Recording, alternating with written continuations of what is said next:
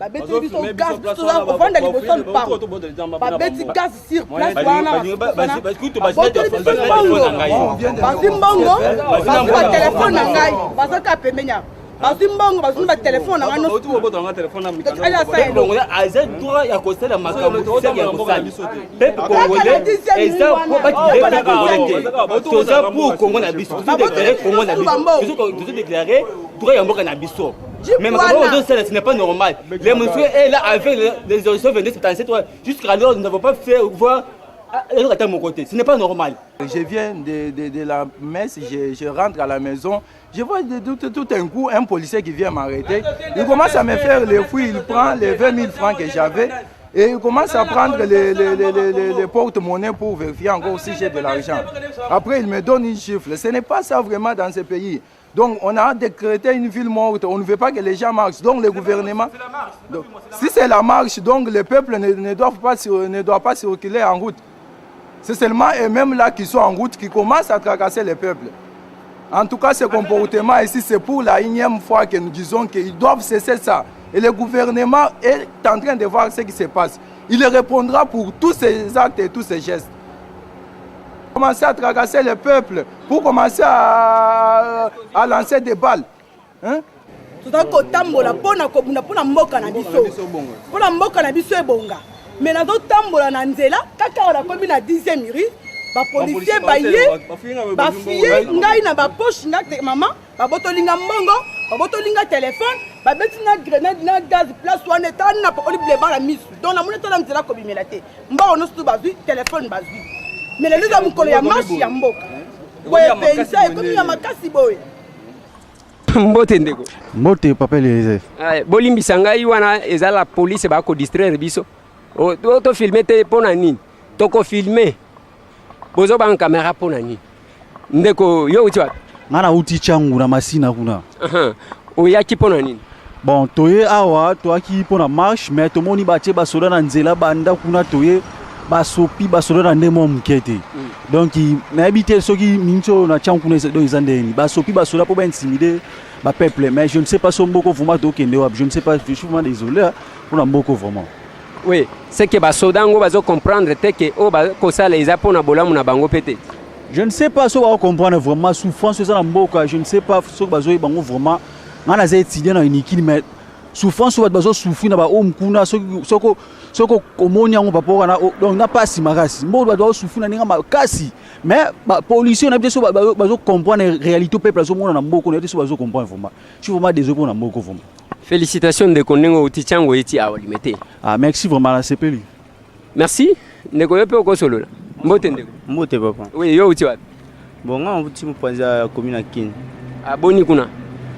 Kuna namona kani ba possible otambola biso to poso sa marche to ibani le ni li kana mbuka to mona kani ba kasi ba place biso to ulieto kutana place somba monyo leka bo fo bakanga ba fiyo bazo ba téléphone bani ba kinango tozo comprendre te lo ni lingi salima.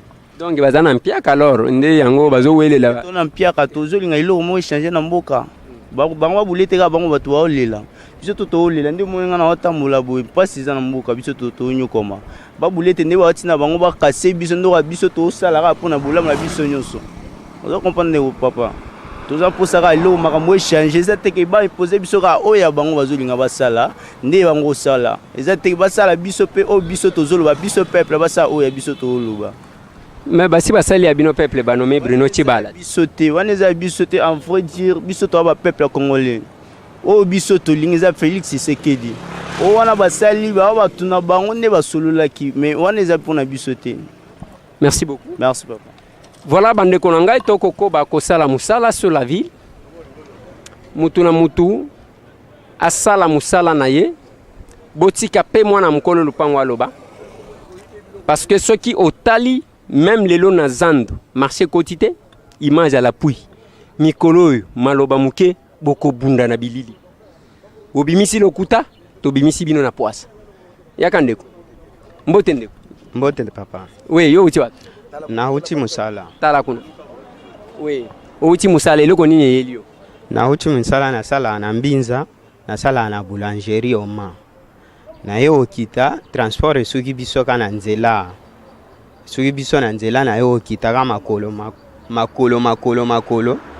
na koti ka lingo kaka wana nini o place o bakangami na 10e rue na 10e rue la police mo ezalaki wana babengi nga ke mwana yaka ngape na ke tango na ke kuna batuni nga ke na godi na yo nini eza nga ke mapa lakisa na fongoli godi na nga na lakisi bango mapa bafiyenga bamoni de téléphone na godi na nga tango bamoni de téléphone bazwi tous les deux téléphones na chargeur na nga ya Android bazwi simo balongoli na place bapesi nga ka sim na mwa transport na nga nazalaki nango babotoli yango na akende makolo sikoyo ozoki wapi? Nazokende ti Matete. Ozoki ti Matete sikoyo makolo? Ka makolo. Likolo ya moyibi ya bato babotoli yo mbongo na batelefone? Babotoli nga telefone, tous les deux téléphones na nini na transport. Voilà, merci. Oui, papa, un peu rapidement. Mbote ndeko Eliezer. Oui, yo lobi nini pona mokolo alelo? Mokolo alelo ndeko Eliezer ezalaki marche pacifique. Mais tozo kama de France que marche ezalaka droit ya mutu nyonso.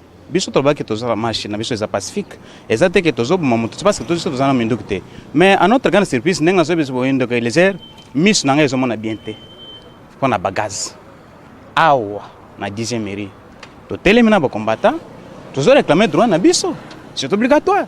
Mais à notre grande surprise, nous avons vu que bagaz, babandi ko fuye biso na ba poche, na sana ndeko nanga moko, ba memie bagay na etikuna. Era nazo kene pona na landa bango, babandi ko bete biso ba bagaz wana. Bakimi bagay na ndeko na biso moko combattant bagay na ye. Mais nazo bisa bo ndeko Eliezer, biso tuzo continuer na combat na biso.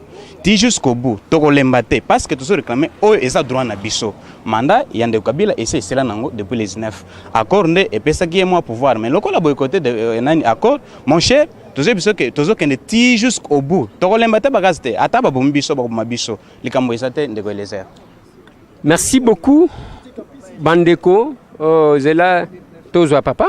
Mbote papa Eliezer. Yo uti wapi? Na uti na campus na Livulu. Oui. To uti kuna poto ya to beki journée to yora na ki journée ya marche. To yeto longwe Livulu bien to komi na mwana uta wana ba police bani ko attaquer biso.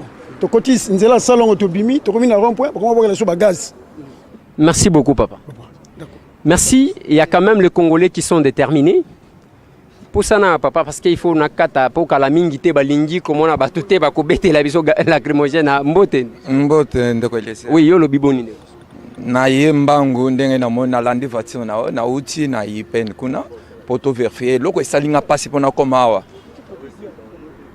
Maintenant ça nanzela vatina komawa donc ba lobby ceux qui nazali ki ndeko Eliezer ko kani na yeba considérer ceux qui esayo ba menace autozui pena na kati ya nzela ezo sala pasi na uti olanda na télévision ndeko moko avandi wana lobby journée eza nango normal donc pona bango ezo sala bango esengo journée eza normal lokola bazo futama bien bazo lia bien ceux qui bazo futama bien bazo lia bien siko mangu na bachombo abatu na bambongo na poche abatu pona nini yango nde tozo tuna bango baza na pouvoir baza ko sepela baza ko lia bien mais biso oyo toza ko revendiquer droit na biso bazo landela oyo ya pasi muke wana ko botola ko beta eza nini na landi ndeko moko na télévision lobby marche eza eloko moko te tokende ko senga na gouverneur donc eza na constitution a autoriser biso soki omoni eloko yo sepeli nango te bima na nzela o revendiquer droit na yo mais lelo na constitution donc échanger les sous bien ndenge nini lelo to komi ko sala marche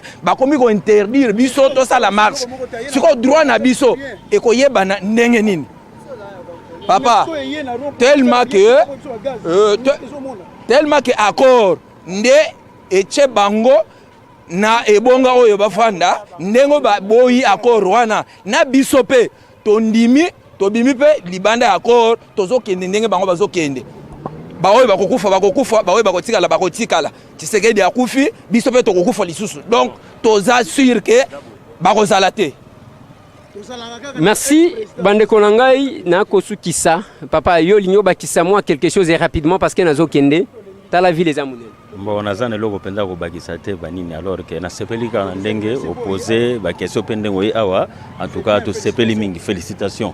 Tozalaka chaque fois na terrain biso toza batu ya babiro te ya koinvente te ke non voilà balingaki bakanganga bakokanga na ndako na yo bima libanda toyebaka bajournaliste na mgonga boye et non bajournaliste oyo batiaka na kati ya nini voilà boni ndeko kimia papa leza oui yo lobi boni biso zali na rond-point mais des autres rond-point nini pour rond-point ngaba tozali na rond-point ngaba mais basoda baza déjà wana basopi basoda po baboma population mais Kabila za na pouvoir te Kabila accord nde mutefandisi na pouvoir aza na pouvoir te yango biso siko to bima to sa oyo papa loba le peuple d'abord prenez-vous la charge.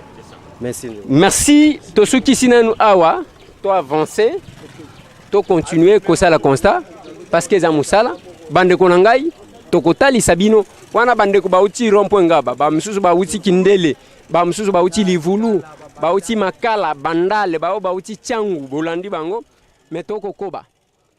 Merci.